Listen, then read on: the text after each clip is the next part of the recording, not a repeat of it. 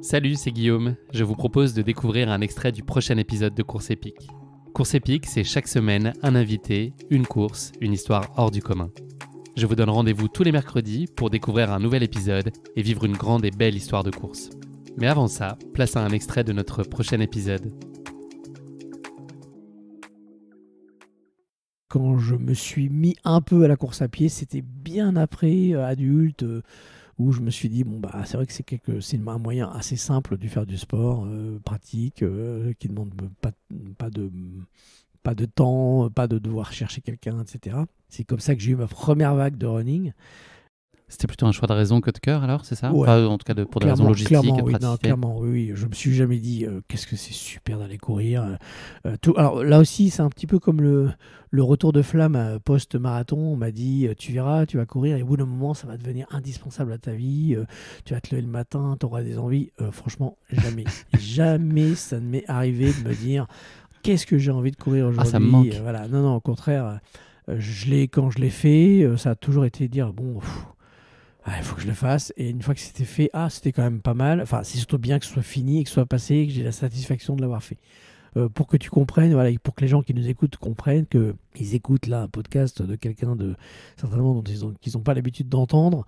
J'imagine que tu as plein d'invités qui sont des fans, des passionnés de run, de courir, etc. Moi non. J'ai fait le marathon, mais je suis pas vraiment dans un rapport passionnel avec le fait de courir. Tu as participé à ta première course, en tout cas de ce que j'ai pu en voir, en 2017. C'était les 10 km de l'équipe, c'est ça? Mieux informé que moi, parce que j'aurais été incapable de te donner cette information. 1h, 5 minutes et 54 secondes sur ce 10 km. Ouais. C'est pas terrible, mais bon. Attends, finir une course, c'est ce qu'il faut viser, de toute façon. Comment est-ce que tu t'es fait embrigader dans cette course? Est-ce que c'est pas ton initiative? Visiblement, c'est pas forcément toi qui as poussé pour ça. Je t'avoue, je me souviens plus trop. Ça te faisait marrer, en tout cas, l'idée d'aller faire une course? En fait, ce qui s'est passé, c'est que j'habitais à Nogent-sur-Marne et sous mes fenêtres, il y avait le départ d'une course chaque année, qui est peut-être pas dans le palmarès que tu as retrouvé, parce que je crois que j'ai fait mieux que le temps que tu m'as annoncé là sur. Tu as fait mieux après, en tout cas, dans un autre kilomètre, une heure. Ouais, voilà.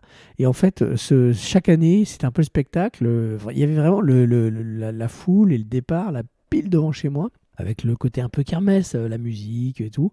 Et donc, moi qui courais un peu, je me suis dit, bon, un jour, il faudra que je la fasse, cette course, quoi.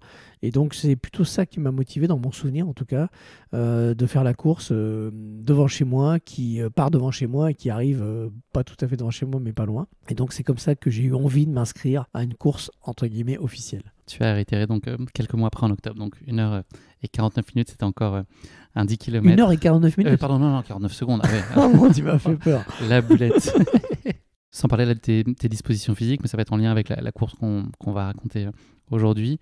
Comment tu t'auto-apprécies en termes de détermination de mental? Est-ce que tu penses que tu as de la ressource? Est-ce que en termes de qualité, est-ce que tu considères que tu es quelqu'un qui est prêt qui se donne les moyens en tout cas d'atteindre ses objectifs quels qu'ils soient, et donc ça se traduit aussi en course avec ou en tout cas quand tu te lèves le matin de ne pas lâcher? J'aurais eu tendance à dire que j'ai un mental de moule, vraiment pas terrible.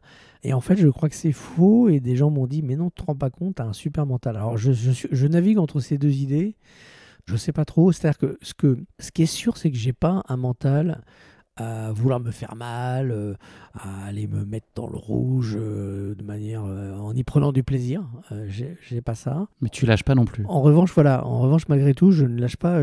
On va parler du marathon, mais à aucun moment je me suis dit pendant le marathon, et Dieu sait qu'il a duré longtemps en ce qui me concerne, que j'allais abandonner. J'étais certain que j'allais arriver au bout. Donc je pense que malgré tout, quand je me donne des objectifs, je me donne les moyens de le faire, et je les tiens, mais dans une sorte de forme de confort. Voilà, j'essaye pas je recherche pas la douleur en fait, voilà. Que si on avait eu cet échange il y a 10 ans, qu'on avait été beaucoup plus jeune et fringant, est-ce que si je t'avais dit, je t'avais félicité pour ton marathon, est-ce que tu m'aurais cru? Est-ce que tu aurais cru ça possible? Je suis déçu déjà que tu me trouves pas fringant, mais on l'est. Mais en fait non, en fait moi le marathon ça a toujours été pour moi quelque chose d'inatteignable et même que je n'avais jamais envisagé d'objectiver, quoi, d'avoir comme objectif.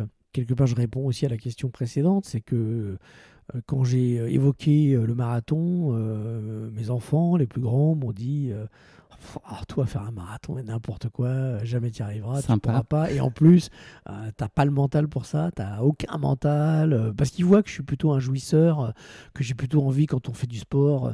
C'est pas que j'ai pas envie de gagner, j'ai envie de gagner, mais c'est jamais très grave en fait de perdre. Je suis plutôt le gars qui assez vite va faire de me chambrer, se marrer, voilà. Mais je suis pas un mauvais perdant au sens que j'ai pas envie de. Ouais, tu prends ça avec légèreté. Envie, voilà. Donc ils m'ont dit non mais toi, jamais de la vie tu feras un marathon. Et c'est pour ça que je l'ai fait. Je lui ai dit ah bon, vous dites ça, vous savez quoi, je vais le faire.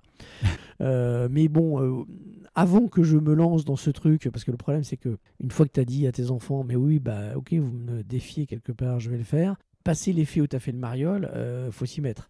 Donc c'est là que commence le plus difficile. Faut délivrer la cam. Je t'aurais dit jamais de la vie je vais me lancer là-dedans, quoi. Non, ça c'est clair. Ce qui est paradoxal parce que j'aurais été mieux armé il y a 10 ans qu'aujourd'hui, quoi.